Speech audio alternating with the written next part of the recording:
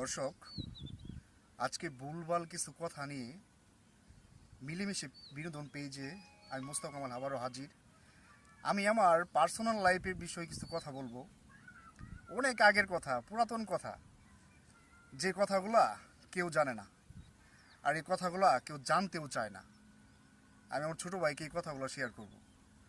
Please সবাই শুনবেন। Class যখন 6-এ পড়ি, তখন তো আর অতটা কিছু বুঝি না। একটা ছেলের সাথে মারামারি করে একটা স্কুল চেঞ্জ করি। ক্লাস 7-এ গিয়া আপনার আমি বলি শেরপুরে ভীমগঞ্জ 12 নং কামারিয়ায় ভীমগঞ্জে ক্লাস 7-এ ভর্তি হই। আমাদের হেড স্যার ছিল মোহাম্মদ আজহারুল ইসলাম। অনেক ভালো একটা মাস্টার ছিল। আমি কি করতাম, প্রত্যেক দিনে যাইতাম, প্রত্যেক দিনে গিয়া যখনই দেখা হইতো তখনই একটা করে সালাম দিতাম। মানে দিনে তো এমনিতে মনে হয় যে স্যারের সাথে কমপক্ষে 20 থেকে 25 বার দেখা হইতো। মানে যখনই দেখা তখনই সালাম, কেমন জানি না অটোমেটিকলি আমার মুখ থেকে সালামটা বেরিয়ে আসতো।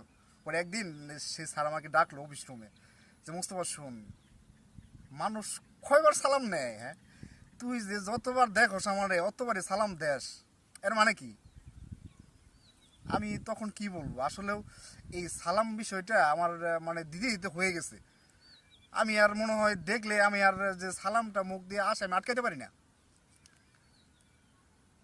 পরে স্যার, অনেক স্যার বললো, না ঠিক আছে, এটা এইসব তো আচার ব্যবহার খুবই ভালো। আর কি কমু।